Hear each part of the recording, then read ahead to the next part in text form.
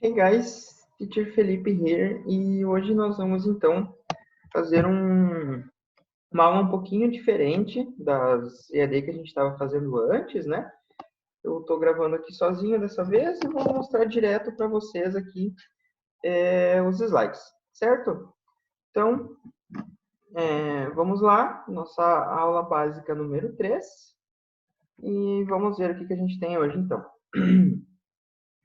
A primeira coisa que eu trouxe para vocês aqui é uma coisa que muitos alunos às vezes confundem ou não sabem o significado ao certo.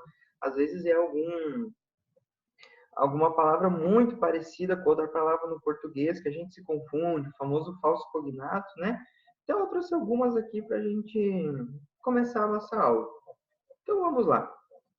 Percebam aqui que a gente tem a palavra luz e luz, certo? Luz e luz. Obviamente, a diferença entre elas a gente pode notar é a forma escrita.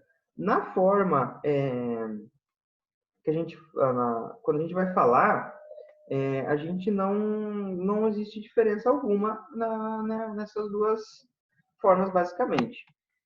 Quando o pessoal estiver falando inglês, se estiver assistindo o seu filme, ou se for viajar para falar inglês, o lose e o lose, ele vai passar de forma muito rápida na fala, a gente não vai conseguir entender qual é que é. Então, como sempre, o que eu sempre falo? A gente vai ter que entender o contexto do que está acontecendo, o contexto da frase, do que a gente está conversando, o que a gente está assistindo, para que a gente entenda o que está sendo falado ali. Mas, bom, enfim, qual que é a diferença? O luz, com dois os, tá? Luz, ele significa algo solto. Como assim algo solto? O meu cadarço, algo que não está bem amarrado, bem preso, tudo é luz, tá? Soltar alguma coisa que esteja presa, né, amarrado. Alguém lá que a gente vê nos filmes, né, que tem um super-herói que desamarra, salta as pessoas, ele está cutting loose as pessoas, né, cutting loose, deixando elas livres. Então, tudo que for solto, que estiver solto ou que vai ser solto é loose. Dois os na palavra. O luz, tá? Existe uma pequena diferença na pronúncia, que vocês podem ver, luz e luz, na hora da fala não vai ter. O luz é de perder mesmo, tá? É de perder, lose, losing, tá? Tem aquela gíria loser, né? Que é o perdedor, o cara que nunca ganha lá o que ele está fazendo. É um verbo que ele muda no passado, então ele é irregular, ele vira lost, I lost my keys, I lost my phone, né? Então perdi o celular, I lost my phone. Tem aquela série Lost, que vocês já devem ter ouvido falar, que é do pessoal lá que está perdido, né? Tudo isso. Então, a gente vê que a diferença aqui é slightly, ou seja, né, pequenininha. A diferença, a gente tem apenas uma letrinha, uma diferença de pronúncia quase imperceptível, mas que ela muda bastante o significado, tá? Então, tem que ter cuidado na hora de escrever e na hora de ouvir ou de falar, a gente tem que entender todo o contexto que está sendo falado ali. Depois, nós temos as palavras farther e further, tá? Então, aqui a gente já vê que existe uma grande diferença, tá? Na pronúncia, tá? É further com U, aqui, né? No quadro azul escuro. U, further, e com A, farther. Parece a palavra father, né? Se a gente tirar o R ali, fica a palavra farther, certo? Mas, então, qual que é a diferença entre os dois? Bom, primeira coisa, então, a palavra farther, com A, farther, tá? No azul claro aqui, no nosso quadrinho, ela significa algo longe. Como assim longe? No quesito distância mesmo. Então, quando a gente vai falar sobre ir além, farther away, né? Ir mais longe, prosseguir, enfim, qualquer outro significado que dê a entender que a gente está trilhando um caminho, que a gente está indo para algum lugar, farther away, tá? Longe, tá? A questão de distância, localização é o farther com A. Com o further, tá? Ele é muito relacionado a ações, tá? Então, por exemplo, assim, quando a gente vê alguma coisa lá que está sob investigação, tá? Seja qualquer investigação da polícia, da justiça ou de qualquer coisa, a pessoa, geralmente, quando não dá em nada, vai estar escrito lá, no further actions, ou seja, sem ações futuras. Não vai precisar fazer nenhuma ação futuramente para isso, tá? Ou seja, o further, com U, further, ele quer dizer sobre ações futuras, geralmente. Vocês vão encontrar isso 99% do tempo com isso. O further são coisas que a gente não vê, não é palpável, são ações, tá? Ações que vão estar no futuro. No further actions, a gente não vai fazer nada com aquilo ali. Ou você vai lá, faz alguma coisa, alguém fala, this will have further consequences. Ou seja, nós vamos ter consequências futuras, further, sobre isso. Mais uma vez, uma pequena mudança ali na palavra, a letra A e a letra U, que a gente vai ter uma grande diferença no seu significado, certo? Então, o further e o farther é essa diferença, certo? O farther com A, então, é o que significa o caminho, a distância, o local, further away, furthermore, né? Mais distante. E o further com U são as ações, o que a gente faz futuramente, certo?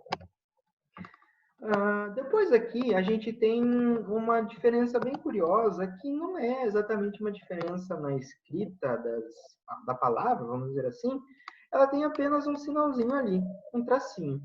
Então a gente tem a palavra resign, aqui no balãozinho azul claro, resign, e a palavra resign, no balão azul escuro. Mais uma vez, a gente tem basicamente a mesma pronúncia, e com significados um pouco diferentes, tá? Primeiro de tudo, o que significa a palavra aqui resign? Tudo junto. Traduzindo ao pé da letra, a gente poderia ter o significado no português de resignado.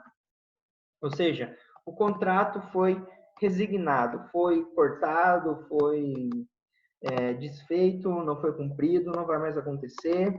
O acordo, né, foi resignado. Então, não existe mais. O resign é esse. Foi, então, descontinuado. Um contrato que alguém tinha com uma marca de patrocínio, com a empresa com a qual ela trabalhava, com a faculdade que ela estudava, o acordo que ela tinha verbalmente, né, com alguém, né, verbally, que ela tinha conversando com alguém, ele não existe mais. Ele foi resigned, foi resignado, foi terminado e não existe mais. Não está mais acontecendo esse contrato, esse acordo, seja lá o que for. Geralmente vocês vão achar nessas coisas bem formais aí de justiça, de contratos e afins, certo? Agora, a palavra resign, com esse traço ali, o que ele significa? Bom, o resign, a gente tem a separação. O sign, a gente pode traduzir ao pé da letra como assinatura, tá? Sign, sign here. Então, quando você tem um documento lá, você fala para a pessoa, sign here. Ela vai lá e assina, coloca o nome dela lá, certo? O resign, ele é quando um contrato, vamos usar mais um exemplo de contrato, ele é assinado novamente, ele é feito novamente. Então, ele é... a pessoa tem lá um contrato de marketing com a empresa de 1 ano. Passou esse 1 ano, esse contrato vai ser feito por mais 1 ano, tá? Vai ser o quê? Renovado. Então, ele é re-signed, ele got re-signed. Então, é feito de novo. Então, percebam como é diferente esse significado, o significado basicamente oposto, mas a pronúncia é muito parecida, tá? Então, aqui a gente tem que fazer uma pequena pausa quando a gente vai falar sobre alguma coisa que foi resign, tá? E do que foi resign. Então, resign é quando foi terminado, acabado, não vai mais existir. Resign foi mais uma vez feito, né?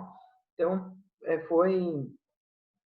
não foi alterado, mas ele está sendo feito novamente. Então, eu tinha um contrato lá para trabalhar na empresa por 1 ano, eu resign it for 1 more year. Então, por mais um ano, eu renovei. Então, quando a gente quiser dar o exemplo de renovação de contrato, a gente vai falar re-sign. Tem essa pequena diferença, a gente tem que dar essa pausadinha bem, ela é bem pequenininha ali, mas é importante que ela aconteça para que a gente entenda aí o que está se passando, certo? Depois aqui, mais para frente, a gente tem uma palavra que dá muita confusão, tá? Nós temos, então, a palavra aqui no quadrinho azul claro, empathy, tá? Tem que dar aquele chiadinho que eu sempre falo para vocês, né? Do sopa de cebola, né? Quem já foi meu aluno lembra, né? Sopa de cebola, tem que dar essa chiadinha na língua. E a palavra sympathy, tá? O que acontece? Qual que é a grande diferença? Empathy, a gente pode traduzir como que ela aparece no português mesmo, tá? Que é a questão de empatia. O que é empatia? Colocar-se no lugar da outra pessoa, tentar entender o ponto de vista da pessoa, suas motivações e tal, e tal, e tal. É muito complicado a gente entender isso. Então, quando a gente vê empathy, a gente sabe que é o significado de empatia. Então, a gente está fazendo essa comparação lógica aí. Quando a gente vai falar sobre sympathy, não quer dizer simpatia. Tanto na simpatia de ser simpático, ser querido, ser uma pessoa que conversa bastante e tal, quanto naquele quesito de fazer simpatias daquelas outras coisas, né? De bruxaria e tal, que tem nos filmes e nas coisas, uma simpatia, né? Não existe isso, tá? Não é assim. O que é esse sympathy? É quando a gente vai lá e, vamos dizer assim, acontece alguma coisa geralmente ruim com a pessoa, algo que não é legal, e a gente fala que a gente tem uma sympathy for that, por aquela pessoa, né? Para aquela pessoa. Então a gente, basicamente, é aquele, eu sinto muito, né? A gente ouve alguma coisa triste, alguma coisa ruim, quando a gente fala que, né? Sinto muito, nossa, que ruim, né? Esse é o significado de sympathy, tá? Ele não é aquele significado de simpatia, né? Nas dois significados que eu coloquei para vocês, né? Tanto de ser simpático quanto daquelas simpatias e mandigas que a gente vê nos desenhos, nos filmes, né? Mas é essa questão é muito parecido com a empathy, né? Mas o sympathy é a questão de fazer mesmo aquilo, tá? Da situação que aconteceu, você tá triste pela pessoa ou, né, tá sentindo alguma coisa. Bem parecido com o empathy, mas o empathy é literalmente se colocar no lugar da pessoa, seja em qualquer situação. Feliz, triste, normal, empolgante, chata, não tem diferença. Empathy é se colocar no lugar da pessoa. Sympathy é sentir sentir pelo que ela está passando, né? Então aconteceu lá, a pessoa, sei lá, estragou o carro, você tem uma sympathy, você então fica triste por ela, sabe que é ruim, sabe que não é legal. Essa é mais ou menos a questão aí do sympathy.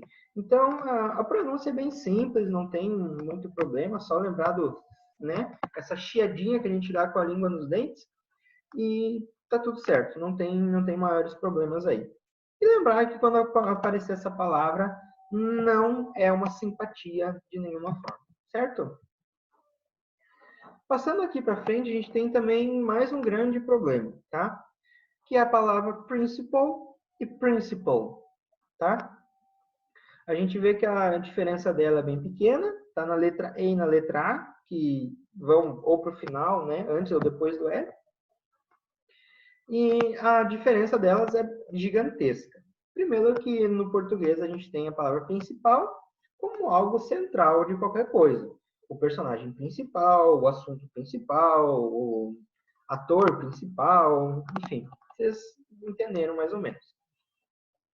No inglês, o principal, vocês vão ver muito nos filmes e coisas na escola.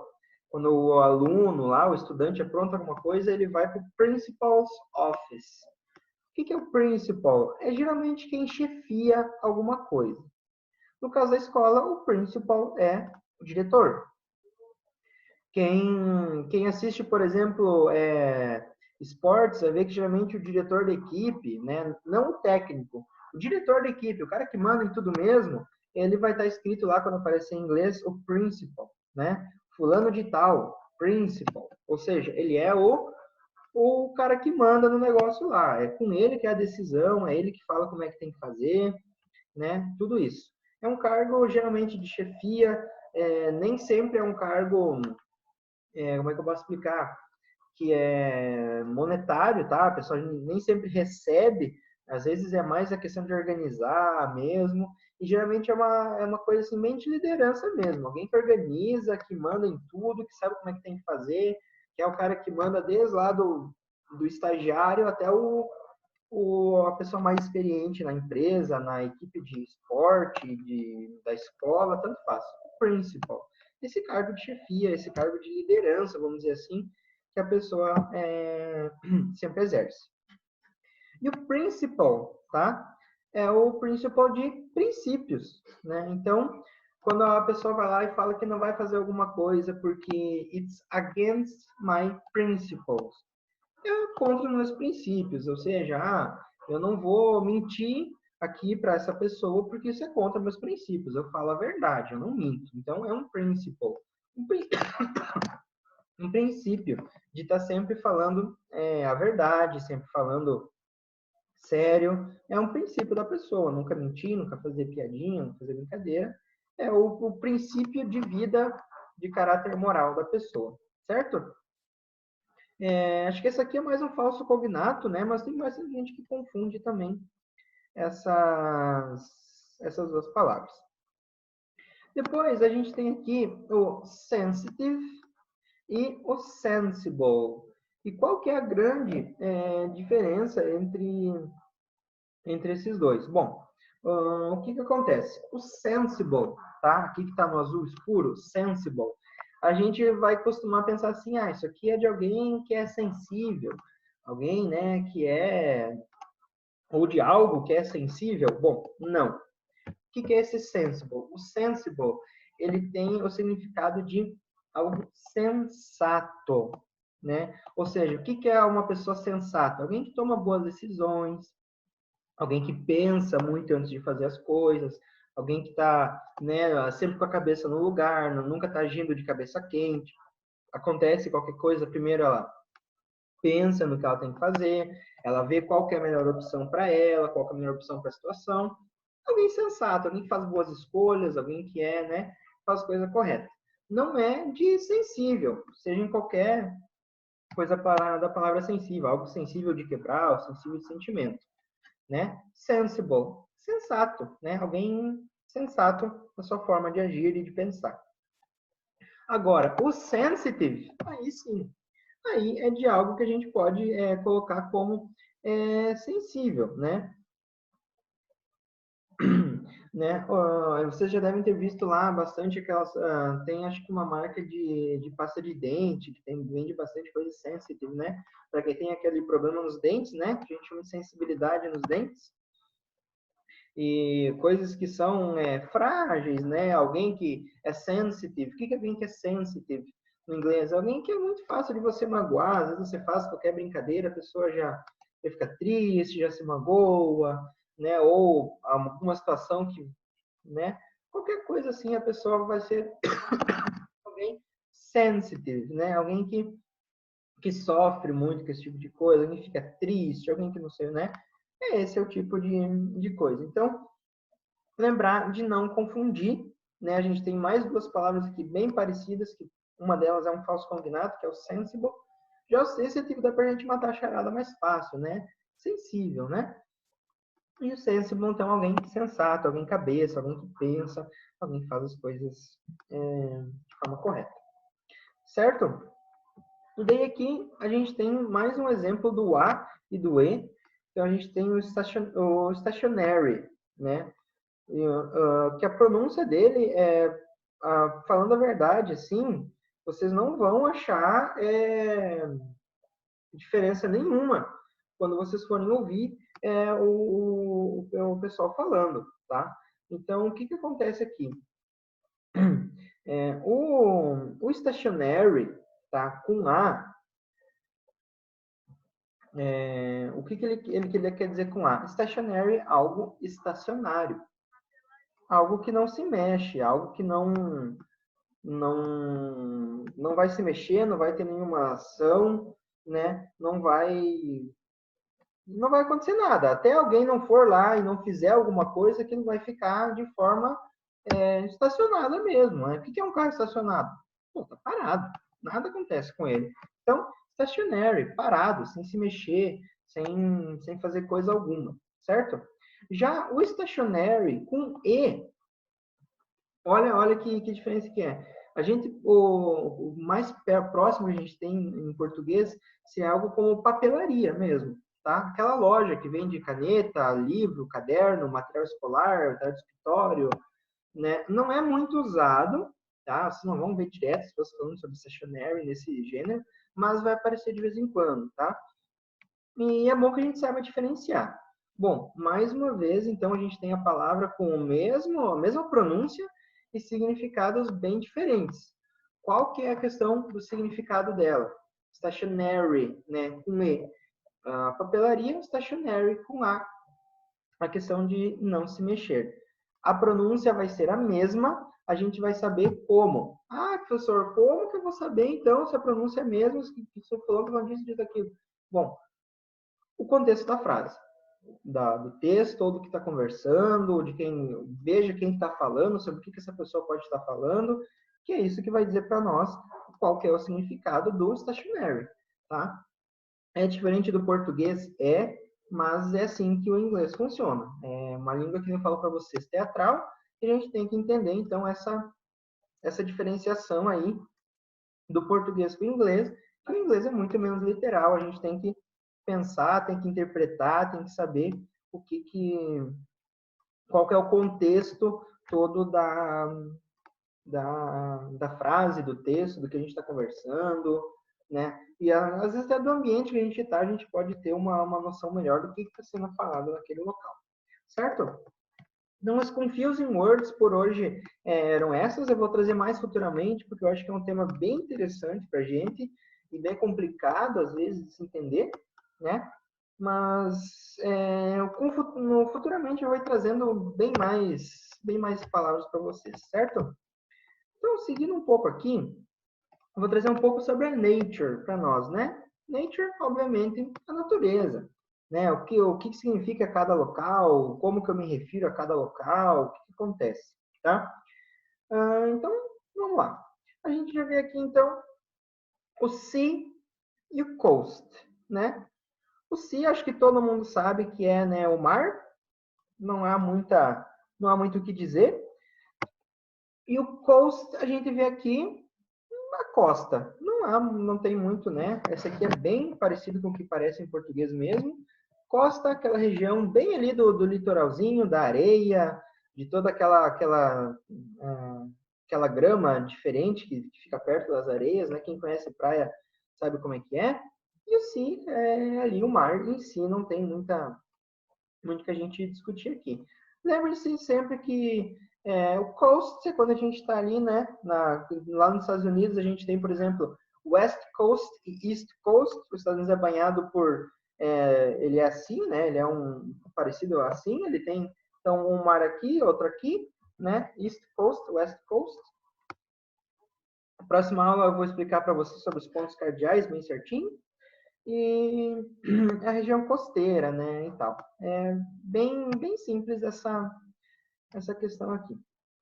Nós temos aqui o river, ou seja, o rio, né? Aqui a gente tem, eu esqueci o nome desse rio que eu peguei para vocês aqui agora. Outro dia eu lembro e explico.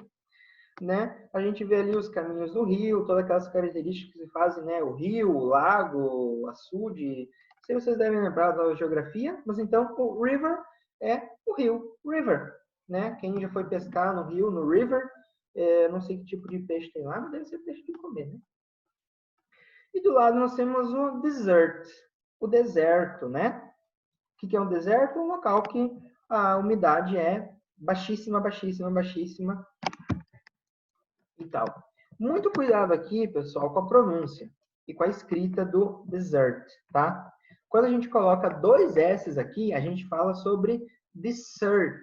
E dessert é sobremesa, certo? Então, nós não podemos confundir. Dessert é sobremesa, a gente almoça, come o chocolate, o sorvete, é dessert. E desert, tá? É o deserto, desert, tá? Tem uma pequena diferença na pronúncia, na escrita, certo? Aqui depois nós temos a done, é muito parecido com a palavra done, de feito, né? A gente traduz por dunas, né? Que são essas elevações aí que acontecem nos desertos de areia, né? Que acabam se formando. Acredito que é com vento. Quem é lembrado da geografia aí, eu não lembro direito. Explica aí, que é, né? Quando tem o vento, vai surgindo areia num canto, depois vai para o outro. São esse terreno aí feito bem luz, né? Que nem eu falei para vocês antes, né? De areia. Ele é bem solto, né? É fácil alguém cair lá. Nunca fui para o deserto, mas nos desenhos as pessoas se enterram lá. E o cliff, a gente tem esse tipo aqui de coisa que é vamos dizer assim, ele parece um morrinho, né? Que é uma encosta, acho que é como a gente chama em português, não lembro o nome em português. O cliff é essa elevação, geralmente pontiaguda, né? Que ela termina numa ponta ou mais pequenininha assim, que é o cliff. Quem gosta de jogar jogos de RPG já ouviu bastante falar nos cliffs e na visão dos cliffs e tal, né? Quem conhece. Mas quem não conhece é isso aqui que está na imagem, ó. É essa elevação, assim, geralmente uma montanhazinha, um morrinho, que termina com dessa forma pontiaguda aí. É um cliff, certo? Aqui então nós temos o mountain, obviamente montanhas, né? Eu não sei explicar para vocês se aqui é um monte ou uma montanha, mas eu acredito que é uma montanha, tá? Eu não lembro exatamente a diferença, mas sei que eles são muito parecidos. Mas montanhas são mountains, certo? A gente vê ali um rapazinho, acho que é um alpinista, né? Vai escalar aquela montanha lá, boa sorte. E depois a gente tem ali a jungle, né? Jungle é o quê? A floresta, né? A floresta, a selva e afins, né? Ou seja, mata fechada, bastante bichinhos e etc. É o que a gente se encontra na jungle. Quem joga alguns jogos aí também tem a jungle, né? Que é onde tem os mapas lá, tem a cidade, e daí você vai ver lá no mapa do seu jogo, tem lá a City, Jungle, que está lá na floresta, Sea ou Ocean, né, que já vai para a água, aqueles jogos bem antigos lá do Mario e tal, tinha cada lugar que você ia no mapinha para jogar, estava escrito. E daí lá dentro você via, quando você entrava na palavrinha Jungle, você ia na floresta, com os bichinhos, com as arvorezinhas e tal. Então, quem joga já está acho que bem acostumado com isso aí. O Glacier são essas, vamos dizer assim, entre aspas, construções naturais de gelo, né? As construções glaciais que chamam, né? Então acontece ali de cavernas naturais aparecerem, morros naturais, às vezes até uma grande região ali, uma ilha de gelo e tal, são, né, as geleiras que a gente chama, né? E tal. Então é basicamente isso. Vocês vão ver um pouco menos isso aí que os outros, mas se um dia vocês forem estudar fora ou assistir um filme que fale sobre o tema, é esse Glacier aí. E aqui a gente tem o Island, que é a ilha, né? Pequena porção de terra cercada de água. É muito comum a gente não conseguir pronunciar corretamente esse Island, tá? Porque esse S, quando ele não é cortado em alguns sotaques, ele é bem rapidinho. Então vai ter gente falando Island, Island, Island, como se não tivesse esse S. E gente falando Island, Island, tá? É bem rapidinho, é uma palavra bem particular no inglês também, mas a gente não pode falar Island, tá? Fica estranho, não é o correto. Dá para cortar o S? Dá. Island ou Island, tá? Tem que falar bem rapidinho mesmo, é assim que eles falam, que é uma particularidade da palavra, que nem para alguns alunos eu já falei do iron, né? O ferro, né? Iron, né? Não é iron, né? A gente fala iron, é uma pronúncia diferente, uma exceção à regra, que tem poucas, mas é uma coisinha aí diferente aí que acontece. Depois aqui nós temos o forest, que é a floresta em si, né? Não é a selva, é a floresta.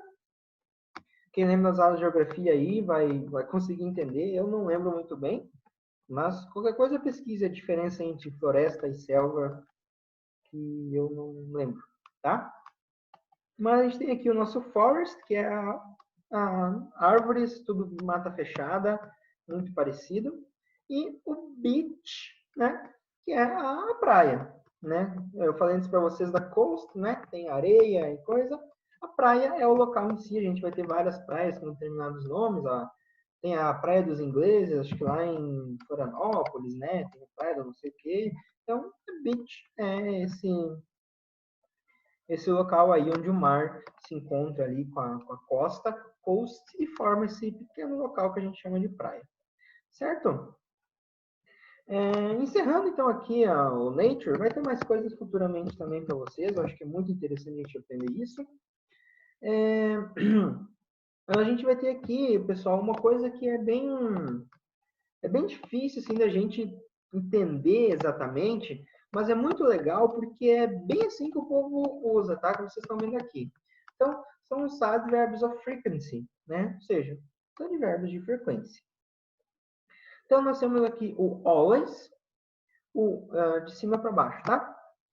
Always, usually, frequently, often, sometimes, occasionally, seldom, rarely e never, tá? O que acontece aqui? Vocês estão vendo que aqui do ladinho a gente tem uma proporção, né? Uma porcentagem ali, na verdade, de como que a gente usa eles. Ou seja, quando algo acontece 100% das vezes, a gente tem always.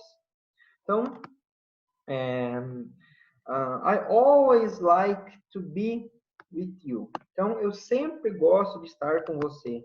Né? I always like to play video game. I always like to eat pizza. Né? Sempre gosto de comer pizza, sempre gosto de jogar videogame. Então, o always é que está presente em 100% das vezes. Então, passando ali para o 90%, né? 90%, a gente tem o usually. Usually é aquela coisa que a gente pode traduzir assim como aquele geralmente, né? Ou seja, usually acontece, a maioria das vezes. Às vezes não acontece, mas é raro. Então, usually a gente vai estar fazendo alguma coisa. Por exemplo, I usually study for a test. Então, vamos dizer que você nem sempre estuda para a prova, esqueceu da prova, ou, tá fácil, não vou estudar em casa, vai que eu aprendi na aula mesmo e azar. Então, usually, na maioria das vezes eu faço, então, geralmente eu estudo para a prova, mas como uma provinha fácil, do conteúdo que eu gosto, eu não estudo não. Vai assim mesmo. Então, esse é o usually, certo? Depois ali a gente tem o frequently. A gente vê que já abaixa para 80%, né? Então, frequently, né? Então, podemos traduzir talvez aí para um frequentemente, né? Acontece tal coisa. Então, frequently I go to the supermarket. Não é um ótimo exemplo, mas é para vocês entenderem a ideia. Algo que a gente geralmente faz de vez em quando, acontece muito, mas não é sempre, é um pouquinho menos que usually. E assim por diante. O often, depois a gente vê, ó, ele já está baixando a pirâmide, ele acontece um pouquinho menos. Então, ele vai acontecer menos que o always, menos que o usually, menos que o frequently, certo? Often, tá? O sometimes é o que a gente usa muito para dar respostas, tá? O sometimes está bem no meio da pirâmide, ali no 50%, tá? Então, sometimes I do, sometimes I don't do. Então, é literalmente o às vezes. Ele dá a intenção de quê? 50-50. Você gosta de ir na festa que acontece lá? Sometimes. Então, rarely, a gente pode usar também, né? Então, assim, Sometimes eu gosto, sometimes eu não gosto, sometimes I go, sometimes I don't wanna go. É essa coisa assim de, sabe? 50-50. A ideia que a gente tá é de não dar certeza se vai, não vai, se gosta, não gosta, se faz, não faz. É aquele talvez, vai da minha ideia lá. Depois aqui a gente tem duas palavras que, apesar de estar certo que está aqui, elas são usadas mais formalmente, tá? Que é o occasionally, que é muito raro já de acontecer, uma coisa mais rara de acontecer, que sometimes, que often e tal. E o seldom é mais raro ainda de usar. Ele é realmente seldom o uso dele, tá? Porque ele é uma coisa bem aquela coisa que a gente vê em documentação, em conversas que tem que ser mais bonitas, mais eloquentes, sabe? Então, assim, essas duas palavras aqui, elas vão aparecer mais, essas coisas que a gente tem que usar mais esse fancy English, né? Ou seja, esse inglês mais bonito, né? Quando a gente vai apresentar lá o trabalho na faculdade, tem que ser bem feito. Quando a gente vai falar vai apresentar um projeto lá na empresa que a gente trabalha, né? Aí a gente vai usar esse palavreado mais formal, esse inglês mais formal, tá? Esses dois aqui, então, eles vão aparecer bem pouco no dia a dia, no vocabulário da galera mesmo, é pouco, tá? Depois a gente tem o rarely, que ele já quer dizer assim, ó, que nunca acontece, basicamente, tá? Então a pessoa pergunta lá, você vai visitar lá o seu amigo? Rarely, tá? Rarely.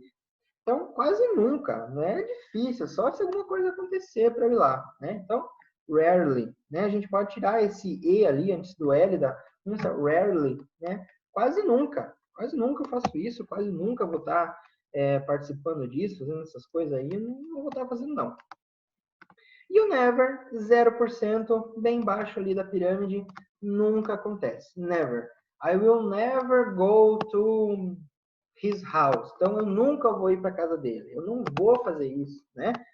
I will never trust you. Eu nunca vou confiar em você, né? As frases de efeito daqueles filmes que a gente vê. Então não vai acontecer, nós não vou fazer, não quero, não vai acontecer de jeito nenhum. Eu não tô afim que isso aconteça, certo?